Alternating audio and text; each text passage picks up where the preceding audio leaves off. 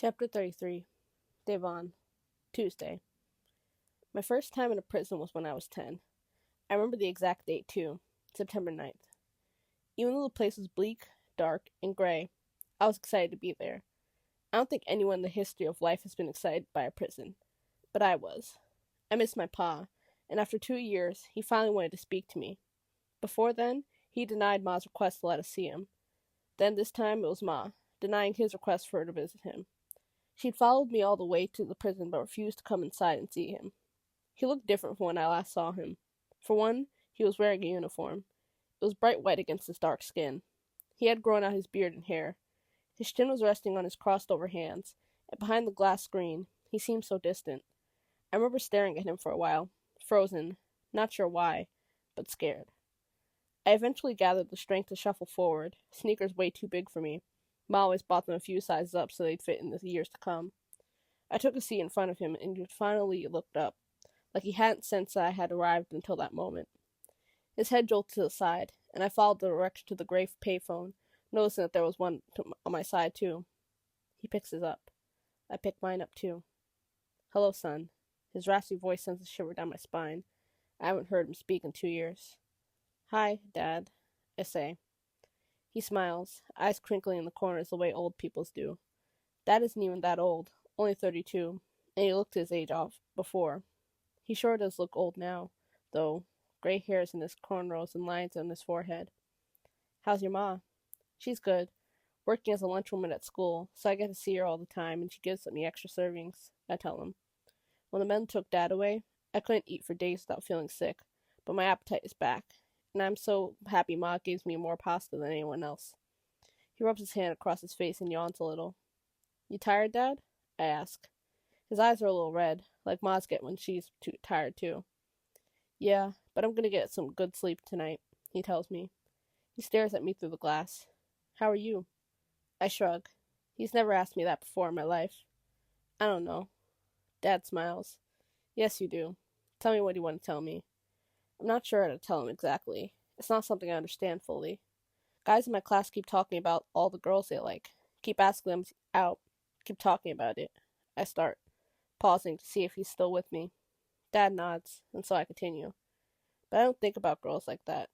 I don't want to ask them out or kiss them. Dad nods again, then looks up at the ceiling a little, before turning his gaze to me. I was 11 when I started asking girls out. Takes time. Don't worry. You'll be a heartbreaker like I was in no time. Did I tell you how your Ma and I got together? I shake my head, even though Ma's already given me her side of the story. I want to hear it from him. Stories are cooler when you hear how everybody else experienced it. He ahs and says, We met in high school, senior year. It took me 2 years to notice her. I was busy working on my music, but when I finally put my sax down, I spotted her, and I knew she was the one for me. We kissed, had you, and got married. So, you see, it wasn't until I was much older that I settled down with a girl. You don't worry about that, son. Your perfect girl is waiting for you to spot her, too. I nod, feeling a little better. It's just a matter of time. Dad, when are you coming out of this place? You need to come home. Ma is sad without you. Dad looks down now, silent. I almost think something is wrong with the line, but then I hear him breathing. He wipes his face again. I did something the state didn't like, something I don't regret. A real man never regrets, you hear? I nod. Feds don't agree with that sort of thing, so I'm here. Taking control over what matters is important. But you don't worry about that, or me being here, okay? I nod slowly, not really sure what he means. Ma refuses to explain it to me. Dad looks at me with this expression that makes me feel like nothing is right and he's hiding it. I want to tell him about my dreams of him coming home, us being a family again, but I don't think he'd want to hear that. Besides, we weren't really much of a family to start with. Dad was never home. Listen, Ron, I'm happy you came, he says. That fills me up like one of those cartoon helium balloons they sell at the mall, all full and bright. I want to say that I'm happy he invited me, but he doesn't seem to have finished, and I don't want to be rude or anything. But I don't want you coming back here again, ever. I don't want you to see you after today, he says. The balloon bursts, shattering everything. What? Why does he want to see me? Why? I ask, just as the phone line cuts. A guard pats him on the shoulder, gesturing for him to stand, My heart is beating so fast. I need to know why. I need to convince him to let me come again. Dad! I yell, but he's standing now, looking past me like I'm not here, not there. Then he turns and walks away, through the green door behind him, which slams shut. I stay, watching the door, waiting for him to run back and say he was kidding. I thought it would be like one of those movies, where at the last minute, there's a happy ending. People come back to each other and no one is crying. Those movies were for the family, 2 parents, 3 kids, and a dog. All go to the beach together, just for the fun of it, splashing about in the water like it hugs them the way their parents do. My dad's never hugged me before. Tears run heavily on my eyelashes, weighing them down, forcing me to blink, let them escape. My heart is racing and I feel a little dizzy. I squeeze my eyes shut. I picture the sea, the waves crashing but not in a violent way, in a nice way, like they're allowed with purpose. I walk toward the sea, kneeling, touching it, breathing in the salt. Then I lie down, let it carry me, hug me. My heart stops racing. I'm calm again, but I refuse to open my eyes. I memorize the way from the entrance. I don't want to see this place again. I'm not excited anymore. So I walk out, eyes closed, running one hand against the wall, as the waves pull me in. The sound of a buzzer drags me out of that memory, the last memory I have of my pa. Ma told me she didn't want me seeing him either, so I never went back. But I get curious sometimes, how he's doing, whether he'd recognize me still. I walk over to the chair in front of the glass screen as a familiar green door opens and Dre appears in an orange uniform. I almost gasp. His face. I quickly take a seat, grabbing the phone. Dre stares at me for a bit, eyes drifting down a little to my uniform, then back up to my face.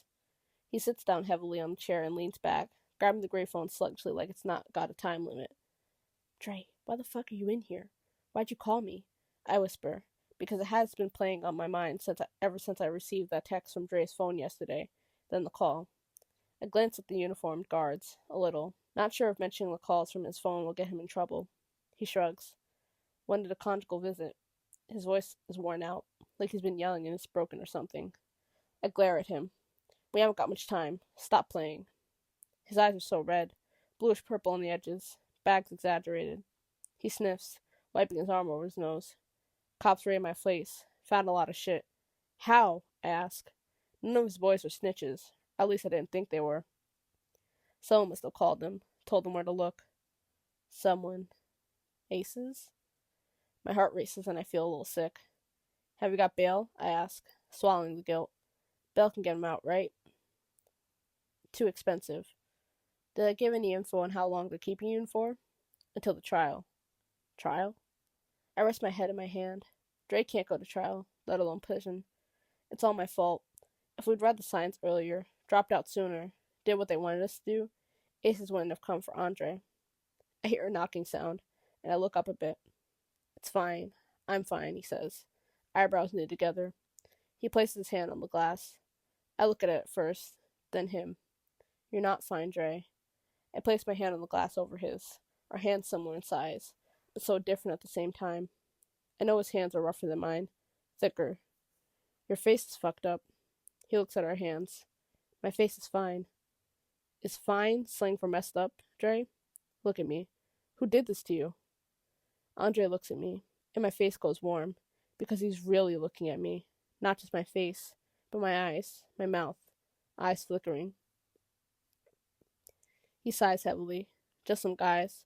Told me they'd heard of you and me, and Dre's face scrunches up as he starts silently crying. They beat me every night, say they want to knock some sense into me. I wish I could hug him, but the stupid glass separates us. He wipes his eyes harshly, then puts his hand down and sits up. Have you been? I ask, voice cracking a little. Stressed is the first thing that comes to mind. Stressed and tired. Good, I say. Good, he repeats. I feel like I'm going to die from an overactive heart. It beats fast, ringing in my ears and in my mind, throat vibrating, hard to swallow, fingers moving like I had too much coffee again. You need to get out of here, I tell him. You need a good lawyer. He nods slowly. My boys are working on it. Working on it. That can mean so many things. One being, using drug money. But he's got to do whatever it takes to get out of here, so I won't judge him, especially since I did the same to help my ma. He looks so small in his orange uniform, like he's drowning in his own clothes. It's all rumpled, too.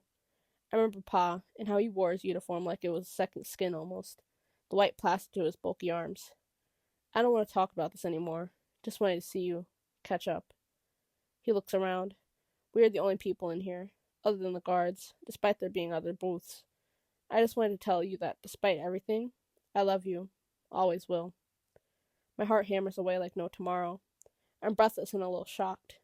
A huge part of me wants Dre to love me, but that same part of me didn't think he still did. What do you want to talk about? I force out, trying to look unbothered, but I'm convinced he can hear my heartbeat. He shrugs, eyes cutting through me. Anything. Anything? I almost want to tell him about aces, but I don't think we have enough time for that. Why is your uniform orange? I ask instead. He looks down at it. All newbies wear them.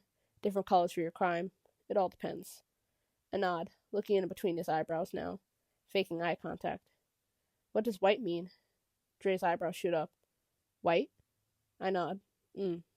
Those are death row guys, he says, and it's like several shots bang in my direction, shooting me all in the same place, puncturing my vitals. I'm silent for a few moments, trying to find a response to that. Death row. Are you sure? Dre's face scrunches up. You're crying. I wipe my eyes, shaking my head. That can't be right. Dre is silent as I try to process what his words mean. Is Pa on death row? How long does someone stay on death row before? I've wasted so many years listening to Ma, not visiting him, doing what he wanted. I was so angry at him when he told me he didn't want to see me anymore that I didn't even try. God, how long does he have left? How can we stop it? You okay? Dre asks. I nod. Just get sad thinking about that. I get it. His voice disappears as the line disconnects. He stares at the phone in his hands. The look on his face is devastating. 2 guards come up behind him, tall, muscular, and cold-looking. One taps his shoulder, and Dre stands. The look he gives me before he disappears, like my dad did, makes me think he's about to cry. It's so pained and lost. I know if I was in this situation, I'd have my ma, my brothers, Terrell. But Dre has no one. No ma who cares what's happening to him. No pa. I don't know how long I sit here for, but the guards don't tell me to leave. I just let myself drift, aching as I think about Dre and how it hurts to see him here, where they beat him for being a boy who likes boys. This world isn't ideal. This world, our world, the one with houses as crooked as the people in them. Broken people, broken by the way the world works. No jobs, no money, sell drugs, get money. That's what this world is. That's how it works. I don't want it to be like that for me. I don't want to stay here. And I don't want Dre in here either. He has no one. His world is a lonely and miserable one. After some time, when my cheeks feel stiff and the tears are dried up, I push myself out of the chair, not thinking as I walk up to the entrance and over to reception. There's a woman behind the desk, the same woman who signed me in earlier. She has deep brown skin, red braids, and thick glasses, and sits behind a glass that separates us. I wipe my face and knock on the glass, which makes her look up at sharply. Yes? She asked, an eyebrow raised. She looks a little annoyed, like I interrupted something important. Sorry, I wanted to know if I could find out about an inmate here. It's my dad. I just want to know if he still accepts visitors, whether I can see him today, or at some point this week or something. I say, voice cracking. I feel tears well up again. I desperately try to push away the overwhelming need to cry, but it's difficult. She pauses, looking a bit more sympathetic now. I'll see what I can find, okay? What's his name? I wipe my eyes. Thank you. His name is Malcolm Richards. I say, watching her write on a piece of paper. Could you write down some information here to help me find him quicker? His date of birth, the year he came in. She slides the paper under the glass and I nod, even though I don't know many details about him. He was practically a stranger to me, a stranger I've made into a father in my mind. I feel bad going against what Ma said, wanting to see him anyway, but she lied to me and I don't know how much time I have left to speak with him, to stop this. A part of me has always hoped that one day Pa would come back and be the person I always painted him as being, and they can't take that away. I won't let them. I only know the year they put him in here, not the exact date, which isn't so helpful, but at least I know his birthday, July 4th, like mine. Here, I say, passing the slip back. She smiles and starts typing into the computer system. I focus on the sound of the footsteps and the door slamming in the background. The tapping stops. It's replaced by her clicking and then complete silence for a few long moments. Were you visiting anyone today? She asks, drumming her long nails on the desk and looking up at me. There goes my focus. I nod. Yeah, a friend. Good friend? She asks. The best, I think. Yeah, I say instead, chest tightening. I hate small talk, especially this kind of small talk. I just want to know when I can see my pa again. I'm sure it means a lot to him that you came to visit. You're a good kid, she says. I nod slowly, watching her computer impatiently. Sorry, did you find anything? I ask. She looks visibly uncomfortable. Yes. The Malcolm Richards that match the records. He passed away quite a while ago. I'm sorry, she says. Passed away? My pa is dead? I ask, feeling numb when she nods. When? Not sure how asking this helps me. She looks back at the screen. About 7 years ago, September 9th. She pauses and looks at me, as if trying to see what my reaction is before she continues. That was the day I saw him, when I was 10 years old. It was the last time I saw him. I'm still quiet, but my limbs feel like they could give out any moment now. My face feels hot and I feel like screaming, but I don't. If I start, I won't stop. I'm in so much pain, but at the same time I feel nothing. Nothing at all. You knew he was on death row, right? She says cautiously. We usually try to inform family members beforehand, so they can come and speak to them on the day. We usually give them a room, some time to say goodbye. I didn't get that. I didn't get to know it would be the last interaction I'd ever have with him. I didn't get a room. I didn't get time. He was here, and then he was gone. If I knew, I wouldn't have spoken about me so much. Would have asked him everything I needed to. Asked him if he was okay, if he still loved Ma, if he loved me. But I know the answer. Of course he didn't. If he loved me, he would have been here. Wouldn't have gotten himself locked away. Wouldn't have let me think he didn't want to see me. I wouldn't have spent all these years on him, thinking he was coming to rescue me from the bullies at school, and the bullies in my head. The ones that tell me I'm not enough, never will be. The ones that make me feel like drowning to be at peace, letting the ocean take me forever. Are you okay? The receptionist asks. I nod. Thank you, I say. This must be really upsetting. I'm so sorry. I shake my head, cutting her off. I'm good. Was never close to him anyway. Didn't care about him. Was just curious, I tell her. Everything hurts. She nods, looking unconvinced. Okay, well, look after yourself, she starts. But I'm already walking out of the building, wanting to escape, disappear somewhere far, far away. I'm walking so fast, it's almost like I'm running. I can feel the tears fall freely, as cries slip out as my chest gets tighter and I can't breathe. I feel so lost and out of control. Andre, my pa, Nevaeh, Aces, all of them, and the memories I have with them, strangling me. Hey, someone shouts, and I turn. It's the receptionist. I suddenly forget about being unable to breathe, the panic falling away a little. She's holding my phone, my keys, and the fake ID I used to get in here since I'm a minor. You forgot your things, she says, handing them over to me. I can't bring myself to speak, so I just take them. She looks like she wants to say something, so I wait. Look after yourself, okay? She says. I watch her walk back inside. When I look down at my phone, I notice my fingers are trembling. So much it's like my phone is vibrating even though it's off. I turn it back on and I immediately mess with messages from Chiamaka. We're supposed to go to my place and talk about next steps. I'm not sure why I agreed to it. I never have anyone over. The only person I ever let inside was Jack, and he was basically family. With everyone else, I never felt comfortable enough showing them where I live. Going to Nevaeh made me feel worse about it. I text Terrell as I start walking out of the parking lot, heading toward the bus stop. Hey, you at school today?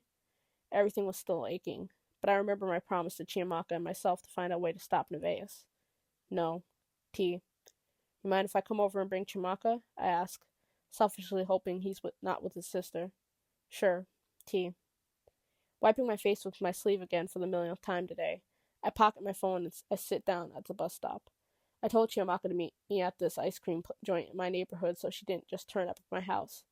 I pushed away all the feelings that kept coming back, sealing them shut in one of the boxes in my mind for later, when I had the time to think about my pa and Dre. Right now, what matters most is Nevaeh.